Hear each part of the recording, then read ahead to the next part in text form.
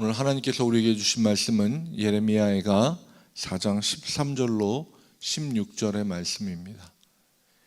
예레미야가 4장 13절로 16절의 말씀입니다. 예레미야에가서 4장 13절로 16절까지의 말씀 다 찾으신 줄 알고 4절의 말씀을 함께 합독하겠습니다. 그의 선지자들의 죄들과 제사장들의 죄악들 때문이니 그들이 성읍 안에서 의인들의 피를 흘렸도다. 그들이 거리거리에서 맹인같이 방황하며 그들의 옷들이 피에 더러워졌으므로 아무도 만질 수 없도다.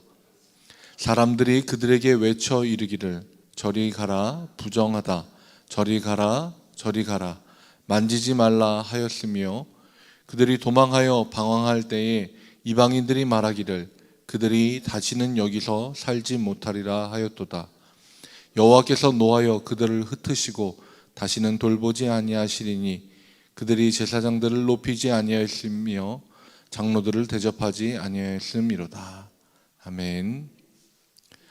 참 좋으신 주님의 평화가 새벽을 깨우는 모든 기도자들 가운데 함께 하시길 축복합니다. 오늘은 거룩의 약속이라는 제목으로 예레미야가 4장의 말씀을 함께 나누겠습니다. 매일 성경의 본문은 4장 11절부터 22절까지의 말씀입니다. 이 본문에서는 시온에 쏟아내린 하나님의 진노와 그리고 그 진노를 정면으로 맞고 있음에도 헛된 희망을 품고 있는 이스라엘에 대해 서술하고 있습니다. 그 중에서 우리가 함께 읽은 말씀은 멸망의 이유 중 하나인 지도자들의 죄에 대해서 날카롭게 지적하고 있습니다.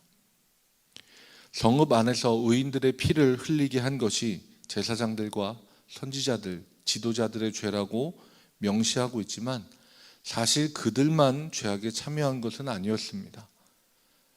성 가운데 있는 백성들도 의인을 핍박하고 죽이는 데 동참했고 오히려 직접 손을 들어서 치는 것은 백성들이 했던 일입니다.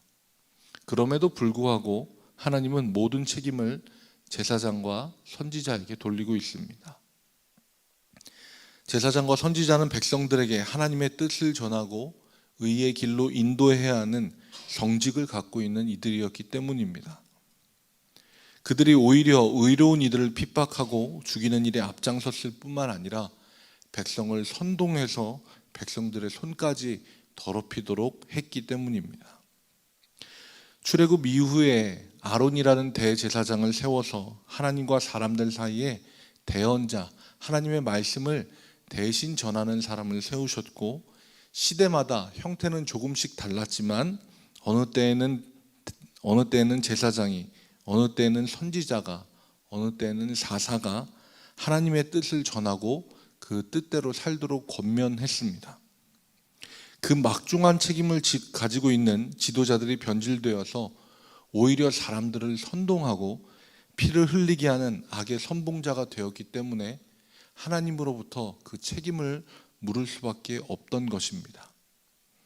종교 지도자의 영향력은 매우 중요합니다. 그들이 타락하면 백성들, 성도와 세상이 타락할 수밖에 없습니다. 저는 오늘 말씀을 묵상하면서 예전에 부모님과의 추억이 떠올랐습니다. 요맘때쯤이 되면 신문지를 조그맣게 잘라서 그 안에다가 좀약이라고 불리는 나프탈렌을 넣고 꼬깃꼬깃 접어서 옷장 안에다가 이렇게 하나씩 넣어두었던 기억이 납니다. 저는 그걸 왜 하는지 어린 나이에 몰랐고 어느 정도 시간이 지난 다음에 물어봤습니다. 그때 저희 아버지께서 열어봐라. 그래서 그걸 열어보니까 조그맣게 되어 있더라고요. 그리고 어떤 것들은 또 아예 그 흔적이 없이 사라져 있고요. 그래서 아버지에게 물어봤습니다. 아버지, 이게 왜 없어지는 걸까요? 신문지로 제가 분명히 꽁꽁 싸매놨는데. 그러자 아버지께서 하시는 말씀이 여기에 벌레가 생겨서 옷을 파먹고 상하게 하지 않기 위해서 이걸 넣어두면 이게 조금씩 자기를 녹이고 그래서 벌레가 먹지 못하도록 예방을 해주는 거다라고 알려주셨습니다. 악한 것은 한순간 우리에게 다가와서 확 덮쳐서 우리를 정복하지 않습니다. 가랑비에 옷이 젖듯이 아주 작고 미미한 것부터 시작해서 우리의 마음을 물들여 갑니다.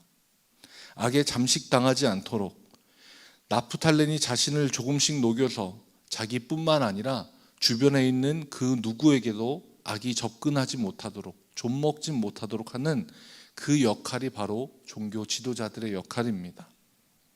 그런데 오늘 말씀에서는 그들이 오히려 먼저 썩어버리고 도리어 주변의 그 악함을 퍼뜨리기에 그 죄질이 더욱더 중하게 되는 것입니다.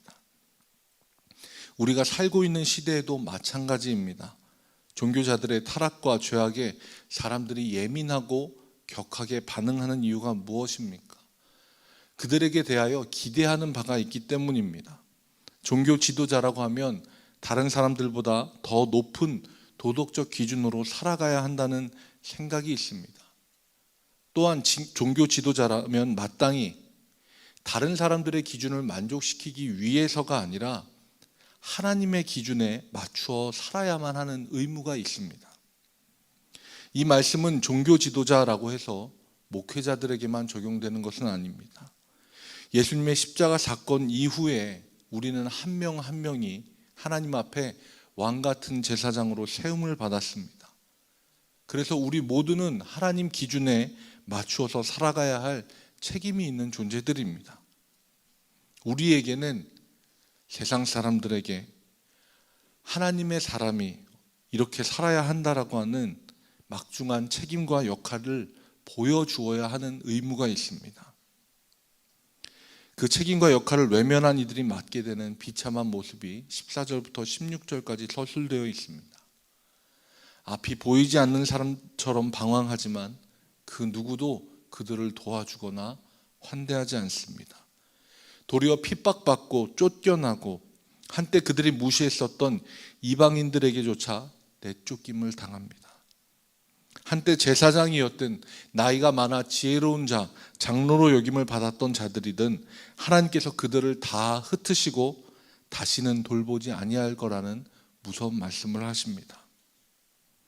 레위기 11장 45절 말씀에 하나님이 이스라엘 백성과 약속하시며 이스라엘 백성에게 요청하신 것이 있습니다.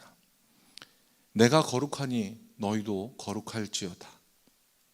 하나님은 거룩한 백성으로 그들을 부르셨고 지금 우리도 마찬가지입니다. 우리는 우리 스스로를 성도, 거룩한 무리라고 부릅니다. 우리 가운데 거룩함이 없다면 그저 목적 없이 뜻없이 무리지어 있는 건달패에 불과합니다. 성도의 모임 가운데 거룩함은 절대 포기할 수 없는 것입니다. 거룩함은 세상과 우리를 구별되게 하는 것이고, 거룩함은 하나님 앞에 나아갈 수 있는 유일함이고, 거룩함은 하나님이 자기 백성들에게 자기 백성으로서 살아가도록 요구하신 것입니다. 물론 우리 스스로 절대 거룩해질 수는 없습니다. 여기에는 절대적인 하나님의 도우심과 예수님의 희생의 사랑이 필요합니다. 그렇지만 우리가 거룩함을 지켜내기 위한 애씀도 어떠한 노력도 하지 않는다면 우리 스스로 거룩한 무리, 성도라고 부르거나 그리스도의 제자라고 부르기에 부끄러운 일일 것입니다. 사랑하는 성도 여러분, 거룩하십시오. 하나님의 징계가 두려워서라기보다 죄악에 나를 내어주는 것이 사랑하는 하나님과의 거룩하기로 한 약속을 저버리고 내가 거룩하지 못함으로 하나님의 마음을 아프게 하고 스스로 지켜나가지 못하는 것이 하나님께서 우리에게 자기 백성이라고 하는 이름을 붙여주신 것에 우리 스스로 부끄럽지 않도록 애쓰고 노력하는 거룩한 성도, 거룩함을 지켜내는 무리들, 그리스도의 제자가 되시길 주님의 이름으로 축복합니다. 기도하겠습니다. 참 좋으신 주님, 하나님이 거룩하시기에 우리에게도 거룩하라 말씀하셨습니다. 노력하고 애쓰고 지켜내는 거룩한 무리, 성도가 되게 하옵소서. 주님 앞에 거룩한 제사장, 왕 같은 제사장으로 부름을 받았으니 스스로를 녹여 벌레를 막는 나프탈렌처럼 주변의 악한 것들을 제하고 깨끗한 삶을 사는 주의 백성 되게 하옵소서. 하나님, 우리의 뜻과 힘으로 할 수 없습니다. 그래서 주님 앞에 오늘도 도우심을 간구하며 나왔습니다. 주님의 도우심이 필요한 우리 가운데, 새벽을 깨우는 기도자들 가운데, 그들의 모든 기도 제목 가운데 하나님의 도우심과 일하심과 역사하심이 있도록 주님 은혜를 더하여 주옵소서. 예수 그리스도의 이름으로 기도합니다. 아멘. 하늘에 계신 우리 아버지여, 이름이 거룩히 여김을 받으시오며 나라가 임하시오며 뜻이 하늘에서 이루어진 것 같이 땅에서도 이루어지이다. 오늘 우리에게 일용할 양식을 주시옵고 우리가 우리에게 죄 지은 자를 사하여 준 것 같이 우리 죄를 사하여 주시옵고 우리를 시험에 들게 하지 마시옵고 다만 악에서 구하시옵소서. 나라와 권세와 영광이 아버지께 영원히 있사옵나이다. 아멘. 다 같이 주님의 이름을 한번 부르짖고 주님 앞에 가지고 나온 기도 제목을 함께 내어놓겠습니다. 주여